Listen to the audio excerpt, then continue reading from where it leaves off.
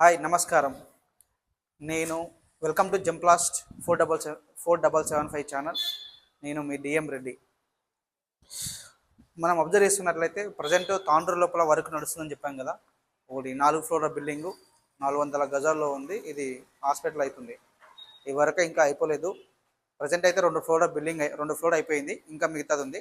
మీరు అబ్జర్వ్ చేస్తున్నట్లయితే ఈ వర్క్ నడుస్తూ ఉంది. ఇది సెకండ్ ఫ్లోర్. ఇదంతా సెకండ్ ఫ్లోర్ నడుస్తూ ఉంది.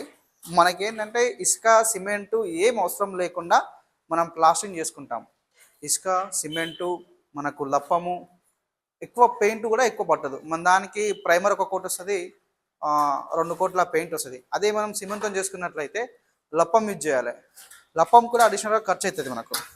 ఇంకోటి మనకి ఇది క్రాక్స్ షింకేజ్ క్రాక్స్ కానీ ఏమి కూడా రావన్నమాట. మనం అంత స్పష్టంగా ఎందుకు చెప్తున్నాం రావు అంటే, మనం ఈ మెస్ యూజ్ చేస్తాం, ఫైబర్ మెస్. ఈ ఫైబర్ మెస్ మనం ప్రతి చోట యూజ్ చేస్తుంటాం.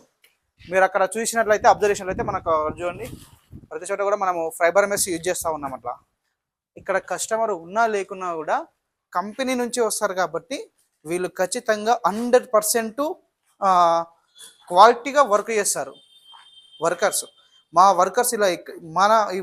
వర్కర్స్ ఇలా చేస్తారు, మార్నింగ్ 7 o'clock వర్క్ స్టార్ట్ చేస్తే నైట్ 9 వరకు కూడా వర్క్ చేస్తారు వాళ్ళు.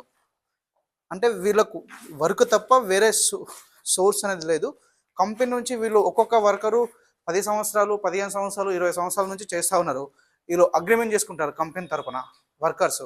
వీళ్ళు చేస్తేనే మనకు వారంటీ సర్టిఫికేట్ కంపెనీ రిలీజ్ చేస్తుంది.